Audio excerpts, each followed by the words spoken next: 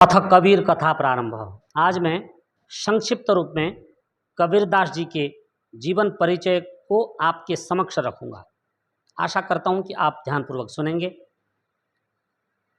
सर्वप्रथम कबीरदास जी के रचित ग्रंथों के प्रारंभ में उनका जो जीवन चरित्र है हूबहू जैसा है वैसा मैं आपको सुनाता हूं।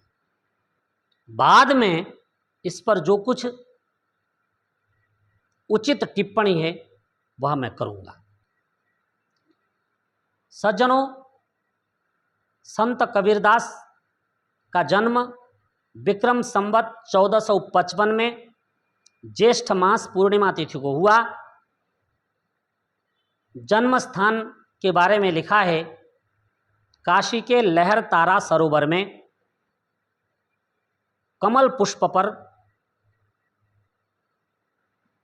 एक दिन ध्यान करते हुए अकस्मात अष्टानंद जी ने एक बालक को देखा और उन्होंने यह घटना रामानंद जी को बताया। इतने में ही एक मुस्लिम दंपति नीरू नीमा वहाँ आ पहुँचे और उन्होंने उस बालक को अपने घर पर लिया। कहा जाता है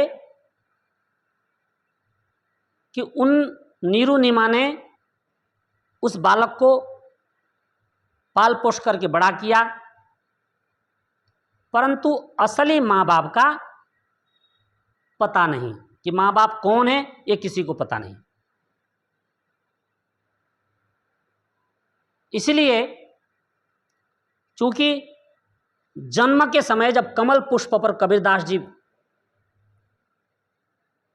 विराजमान थे तो उस कमल पुष्प से अष्टानंद जी ने ही उठाया था और उठा करके रामानंद जी के ध्यान में जैसे ही इस विषय को लाया, इतने में ही मुस्लिम दंपति ने आकर के इस बालक को अपने कब्जे में लिया और उन्होंने पाल पोष कर बड़ा किया। तो जो अष्टानंद जी और रामानंद जी के समर्थक हैं वो चूंकि हिंदू थे, तो इसलिए जब वो बालक बड़ा होकर के कबीर हुआ तो उस बालक पर आधा हिंदुओं का कब्जा बना रहा, आधा मुसलमानों का। इसलिए उनकी जन्मस्थली पर आज भी समय समय पर दोनों समुदाय के लोग वहां पर जाते हैं।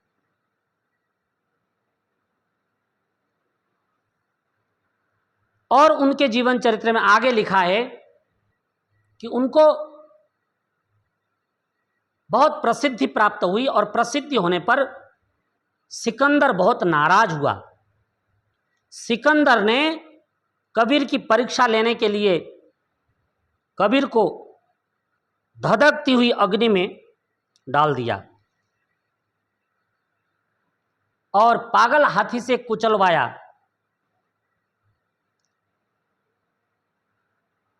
पानी में डुबोया गया। बहुत यत्न किए गए कबीरदास को मारने के लिए, परंतु कबीरदास अपनी शक्ति के कारण मरे नहीं, बच गए। अंत में स्वयं सिकंदर पराजित हुआ और कबीरदास के आगे नतमस्तक हुआ। इस सारी घटना से सिकंदर के गुरु शेख तकी ने एक दिन कबीरदास की परीक्षा ली। एक नदी में शव प्रवाहित हो रहा था और शेख तकी ने कहा कि कबीरदास जी, आप में शक्ति है तो इस बहते हुए शव को जीवित कर दीजिए। कबीरदास जी ने उसी क्षण अपनी शक्ति का परिचय दिया और उस शव को नदी से बाहर निकाला और जीवित करके दिखा दिया। और उस शव से, जो शव को जीवित करने के बाद जो नव युवक खड़ा हुआ उसका नाम कमाल है और वह कबीर का लड़का हुआ। शेख तकी की बेटी मर गई थी और उसे कब्र में दफना दिया गया था। और एक दिन शेख तकी ने कबीर से कहा कि आप में शक्ति है तो इस कब्र से मेरी बेटी को जिंदा कर दो।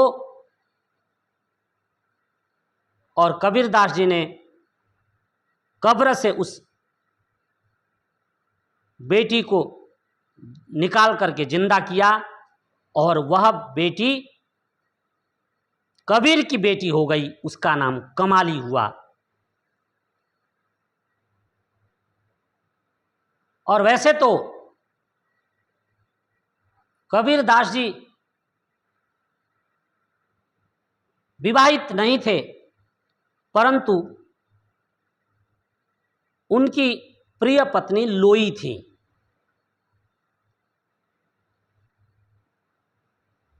कबीरदास जी ने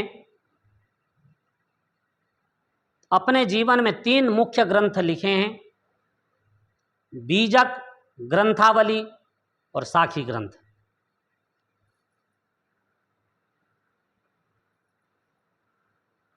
सज्जनों, अब आप ये पूरी की पूरी जो जीवन कथा जो उनके ग्रंथ में प्रारंभ में ही, बीजक के प्रारंभ में ही ये जीवन चरित्र हूबहू लिखा हुआ है और मेरे सामने उनके 3 ग्रंथ रखे हुए हैं। अब पूरे जीवन चरित्र को सुनकर के आप मुझे बताइए, टिप्पणी कीजिए, इसके नीचे कमेंट कीजिए, क्या कबीरदास जी का जीवन चरित्र यह ठीक है, विशुद्ध है, अथवा पूरा का पूरा इसमें गप्प भरा हुआ है। कबीरदास के भक्त वेद, पुराण, रामायण, महाभारत, मनुस्मृति और सनातन धर्म के सभी धर्म ग्रंथों का विरोध करते हैं और हमारे समस्त देवी देवताओं का विरोध करते हैं, परंतु कबीरदास जी के भक्तों से मैं पूछना चाहता हूं कि क्या तुम्हारे गुरु, तुमने जिनको ईश्वर बना रखा है, कबीर परमेश्वर, क्या इनका जीवन चरित्र अभी तक तुम ठीक से पढ़ नहीं पाए या उसमें कुछ सुधार नहीं कर पाए, या जो जीवन चरित्र तुमने बीजक में लिखा है वैसा ही जीवन चरित्र कबीरदास जी का है? यदि जैसा लिखा है, मैं भरी अदालत में सिद्ध करने को तैयार हूं।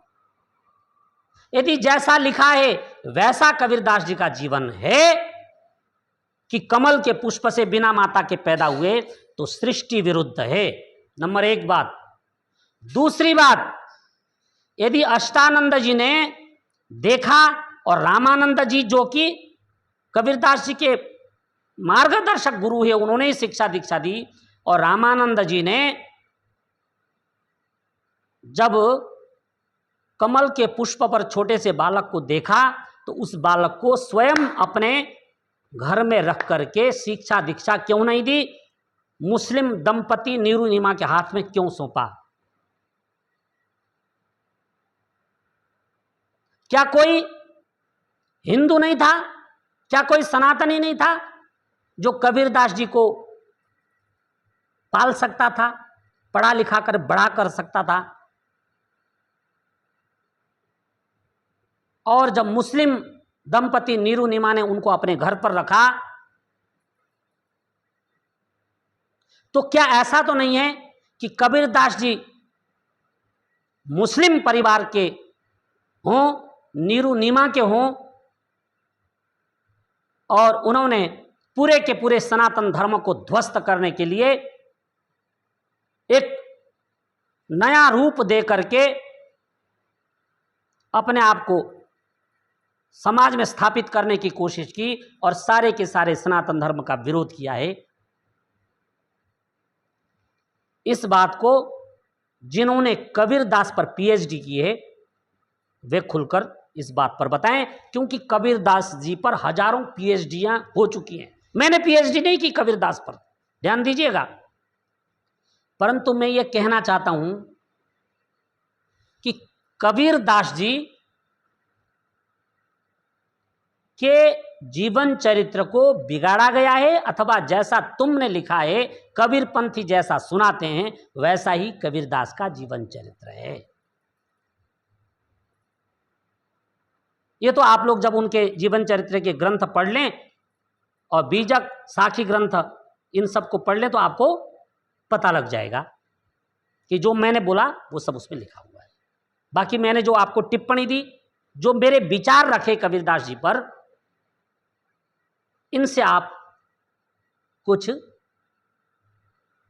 प्रेरणा ले सकते हैं कि कबीरदास जी के जीवन को बिगाड़ा गया है, जीवन चरित्र को, अथवा जैसा इन लोगों ने लिखा है वैसा ही है। ये विचारणीय विषय है, शोध का विषय है, और इस पर तो मैं आगे आने वाले समय में जो ठीक सटीक जानकारी है वो प्रामाणिक आपके पास उपलब्ध कराऊंगा, प्रामाणिक तथ्यों को लेकर आपके बीच रखूंगा अपनी बात को। तो दूसरी बात, आज के लिए मैं इतना ही कहना चाहता हूं कि यदि कोई मुझसे पूछे कि आप कबीरदास जी के बारे में क्या कहना चाहते हैं, तो मैं कबीरदास जी के बारे में इतना ही कहूँगा कि कबीरदास जी के ऊपर जो कुछ मैंने अभी सुनाया है, जैसा उनके ग्रंथों में लिखा है वैसा ही सुनाया है। परंतु मैं जब